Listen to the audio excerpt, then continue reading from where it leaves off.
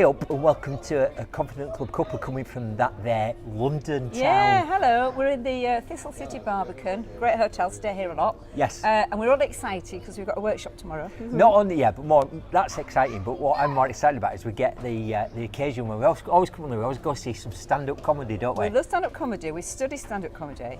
And one of the topics we're going to talk about today, in fact the topic we're going to talk about today, is storytelling, which is something not all but most comedians excel at. Yes, so I mean there's so much we could talk about. We'll do a longer cuppa, maybe not up here at the Thistle, but we definitely do a longer cuppa and storytelling. But let's just cut to like the key things. So first of all, why is telling a story? My question would be, and your question might be, why do I have to tell stories in my corporate presentations? Oh yeah, we love the corporate thing, don't we? Yeah.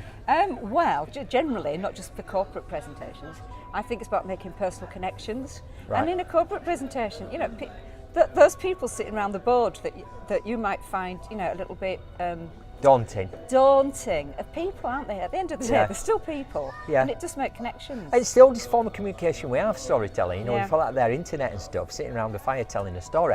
Now, people go, yes, but back to corporate presentations. You can't use personal stories in corporate presentations. Now, my first challenge to you is, what is this thing called the corporate presentation? Do you mean like something with a load of PowerPoint or whatever?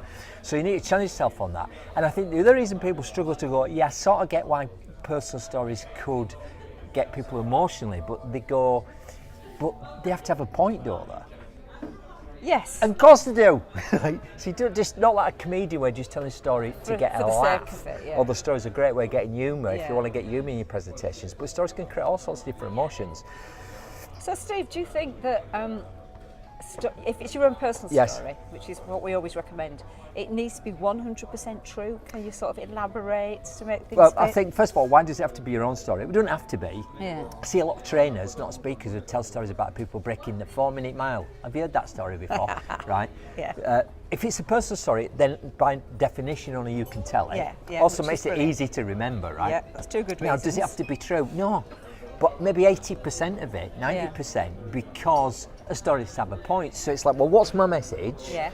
I might need to change some aspects of this story to get that across, because that's the message I want to get in this business presentation. So stories are great for that, and they can become part of your brand. You know, you become known. I mean, the guy who founded, Walmart? No, I can't remember his name now. Walton. No, was that the one? Walton Mountains. No. Anyway, he was known for telling his. I do know. It'll come to me. It doesn't matter. Google it. Why should I tell you something you can Google? Sam Walton, I think he was called. Let's say he was. He became famous for telling brilliant stories in business, and people would pass those stories on. So you can start to collect stories about your business as well that everybody has, and that becomes like, that's who we are.